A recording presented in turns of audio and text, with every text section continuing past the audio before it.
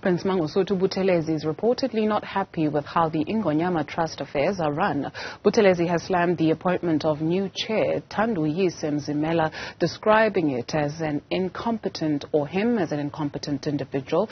This has also created tension between Buthelezi and AmaZulu King Newzroom Afrika, it is reported. We're now joined by political analyst Dr Fikile Vilakazi to take a look, Doc, at Ingonyama Trust.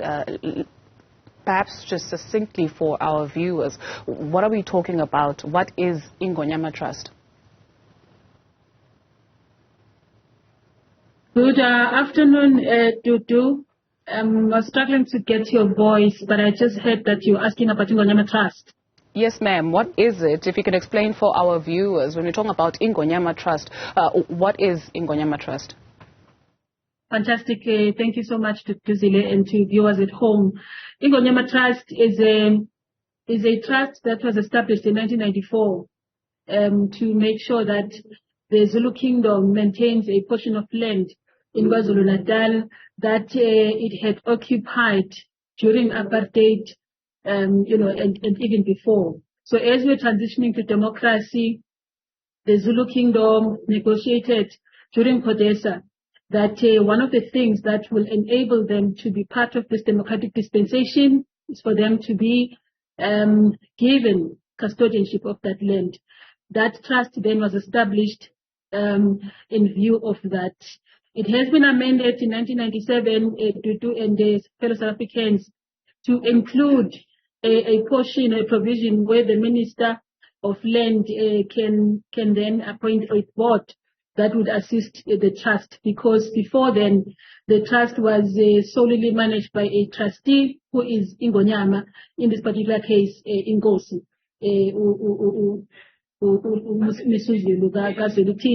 and before him it was his father, the late Inkosi Thanduyise. The custodianship of land, how has it benefited the people of KwaZulu-Natal? The initial idea was that the land is not just for the Zulu king, but it's for the tribes and the clans and the people of the Zulu kingdom who live within that land. And the situation has evolved over time. Of course, a lot of problems around land, people starting to be charged a lease, for example, to be able to utilize that land. Others are happy with that, but others are not happy with that, particularly the women's movement. We know that some of the organizations like the Rural Women's Movement has been very, very upset and angry about the manner in which Ingonyama Trust has been managing land. We know that is an issue that landed in court. The judgment of the court, in fact, ruled in favor of the women's rural movement. In this particular case, to say that some of the injustices that people are experiencing in the hands of Ingonyama Trust have got to be remedied. So there are those issues. People are unhappy. There's also then contestations at the level of just being a democratic country, where there's an issue of constitutionality and the leadership of government, of course, and of course maintaining the Zulu Kingdom. To say there are contradictions that we're still feeling there. And those of us who are saying decolonize South Africa or decolonize the African continent, there are voices who are saying it is good for the king and the kingdom to retain the land that belongs to the ancestors and ancestresses. But then the advocates of democracy are also saying there is nothing wrong with that. Section 12 of the Constitution makes that provision, but you need to do that in the context of respecting people's dignity, people's rights to land, people's rights to access to land, and people's rights to livelihoods, which is something that is seen to have been compromised by Ingonyama Trust, by some citizens in KwaZulu-Natal. So there are those contestations of power within the royal family itself, Tutuzile, and viewers at home, you would have seen recently. There are also these rifts, right, where you see your Prime Minister, whether he is retaining his position or whether Ingonyama is appointing someone else. Of course, that issue has been resolved. But at the center of it is this dispute about Ingonyama Trust and the proceeds of Ingonyama Trust, the investments in there. As we know, fellow South Africans, that if you are born of royalty by blood, you have these entitlements that you need to then accrue whatever comes out of that inheritance by blood. We have seen with the Prince saying that he is entitled to that position until death because he inherited it through his mother, Princess Makoko. So some of these things are troubling the democratic dispensation, to say we've seen Ingonyama Trust as an institution also that some citizens experiencing as patriarchal, to some extent as violent, not necessarily carrying out the aspirations that it was intended to when it was formed in 1994. So those are the contradictions that we are saying. It has become now an issue of money, a capitalist arrangement in the eyes of many South Africans, which is problematic. It is no longer fulfilling that idea of saying, decolonize our land, we want to retain our land for the betterment of the people. It has now become an issue of enriching the monarch. Umtanaka Pindangian is quoted as saying he is the author of Ingonyama Trust, and it was not established by the king, Mrs. Zulu's father, but it was established by Mangosuthu Buthelezi. You speak of the issue of monies. What is at stake where these rifts are concerned and where Ingonyama Trust is concerned? There are two things. Ingonyama Trust has got the right, in terms of the Trust Act, to lease some portions of the land to businesses, to residents, and to farmers and so on, right? And they accrue money from that land.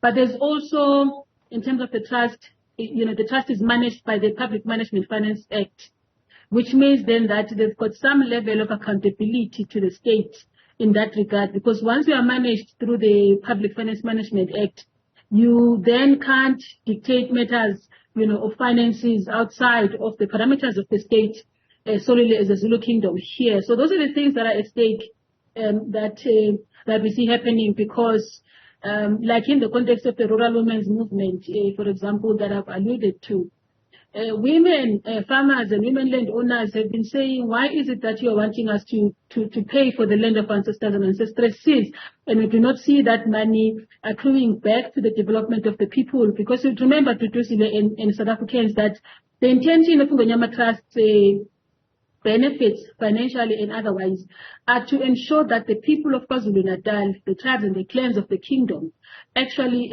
are benefited in terms of their livelihoods. But that is not what is happening. So people have just been paying these monies, but they don't see development in KwaZulu. They don't see changes in terms of services, that are supposed to be coming directly from the places of Ingonyama Trust. So those are the issues, and it's really then about saying it is just feeding the coffers of the monarchy. And of course, people of KwaZulu-Natal respect the monarchy, and it becomes harder to challenge these issues because it is seen as one of the institutions that has survived over time and one of really revered institutions in the province. And it becomes then that problematic issue of saying symbolic violence occurs from time to time, because when someone can see that something is painful and they are not enabled to speak about it and challenge it, that's when you say really symbolic violence has occurred here, from a sociological perspective. So those are the issues that are happening at the moment in KwaZulu-Natal, really issues of power, leadership. We've seen it also within the royal family itself, where people are saying Inkosi Zulu is not the rightful heir. All of these things are linked to Ingonyama Trust, because once you become a king, you become a trustee of Ingonyama Trust, and you hold that power whether we like it or not. And anybody then that is appointed as a prime minister, in this case, to support the king in his role, of course, benefits directly. So it becomes contested positions in that regard. And that is what is at stake here. It's money, it's capital, it's power, and it is patriarchy at its best. Dr. Vilakazi, please indulge me. As you speaking, especially in terms of socio-economic issues that are facing the people of KwaZulu-Natal, a song comes to mind by Phuze Khemisi Nokhetani, Ungaboni siphila kulo mhlaba siyakhokhela imbizo. Can you explain that song for us? Yeah, but that song, it also reminds me of the song of Mama Uletambulu, Owati, it is not yet uhuru, umhlaba wagiti, uhleli ndawonye. Sisapila emjondolo.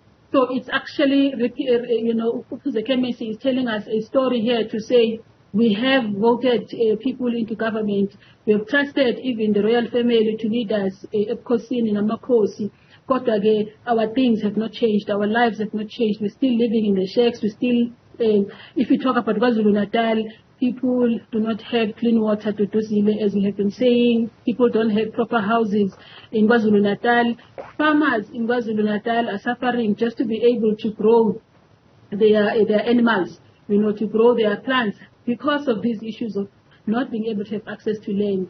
If you have access to land, you are really being intimidated in terms of how you use that land most of the time. So Ukhuze Kemisi in that song is really showing us that very, very little has changed in our democracy, even in this constitutional monarchy that it's supposed to be.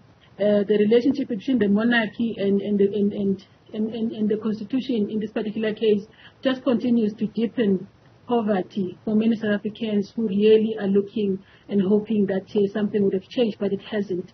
So song, as we know, is an expression of our hearts and our emotions and our soul. And Ukhuze Kemisi, through the song, is really just exposing the soul of the people of KwaZulu-Natal and the soul of the nation, really, to say that we remain a wounded nation, we remain a bleeding nation, because our leadership, including our traditional leadership in this case, in cohorts with those in government and in power, are just not servicing the needs of the people as we would have hoped. Dr. Fikile Vilakazi is a political analyst. Thank you very much for your time.